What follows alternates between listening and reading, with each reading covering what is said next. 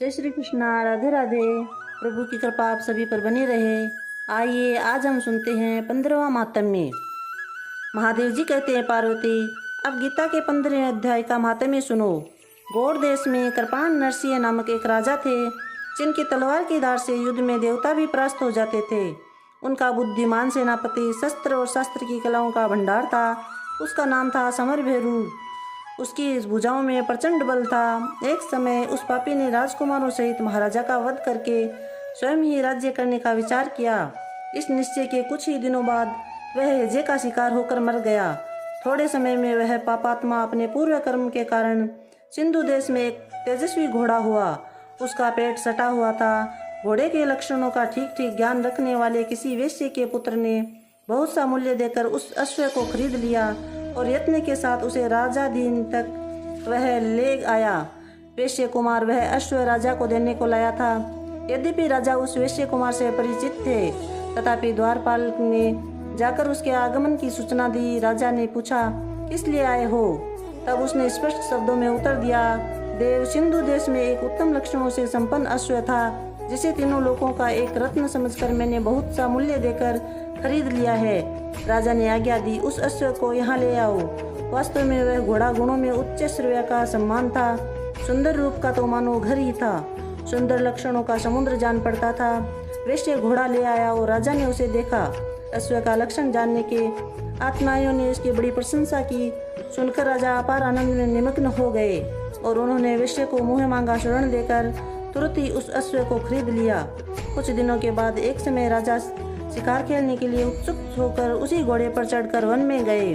वहां मृगों के पीछे उन्होंने अपना घोड़ा बढ़ाया। पीछे पीछे सब ओर से दौड़कर आते हुए समस्त सैनिकों का साथ छूट गया। वे हिरणों द्वारा आकर्षित होकर बहुत दूर निकल गए। प्यासने के कारण उन्हें व्याकुल कर दिया। तब वे घोड़े से उतरकर जल की खोज करने लगे।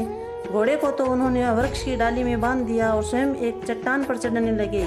कुछ दूर जाने पर उन्होंने देखा कि एक पत्ते का टुकड़ा हवा से उड़कर शिलाखंड पर आ गिरा। उसमें गीता के 15वें अध्याय का आधा श्लोक लिखा हुआ था। राजा उसे बांचने लगे। उनके मुख से गीता के अक्षर सुनकर घोड़ा तुरंत गिर पड़ा और अश्व शरीर को छोड़कर तुरंत ही दिव्य विमान पर बैठकर वह स्वर्गलोक को चला गया। तत्पश्चात राजा ने पहाड़ पर चढ़कर एक उत्तम आश्रम देखा, जहाँ नाग, केसर, केले, आम और नारियल के वृक्ष लहराते रहे थे। आश्रम के भीतर एक ब्राह्मण बैठे हुए थे, जो संसार की वासनाओं से मुक्त थे। राजा ने उन्हें प्रणाम करके बड़ी भक्ति के साथ पूछा, ब्रह्मन, मेरा अश्व जो अभी अभी स्वर्ग को चला गया है, उसमें क्या कारण है? राजा की बात सुनकर त्रिकालदर्शी, मंत्रवेता एवं महापुरुषों में श्रेष्ठ विष्णु शर्मा नामक ब्राह्मण ने कहा, राजन, काल पूर्व तुम्हारे यहाँ जो समरभेरू नामक सेनापति था, वह तुम्हें पुत्रों सहित मारकर स्वयं राज्य हड़पने लेने को तैयार था। इसी बीच में हैजे का शिकार होकर वह मृत्यु को प्राप्त हो गया। उसके बाद वह उसी पाप से घोड़ा हुआ था। यहाँ कहीं गीता के 15वें अध्याय का आधा श्लोक लिखा मिल गया था, उसे ही तुम बांचने लगे। उसी को तुम्हारे मुख से सुनकर वह अश्व स्वर्ग को प्राप्त हुआ है। तदंतर राजा के पार्श्वती सैनिक उन्हें ढूंढते हुए वहां आ पहुंचे।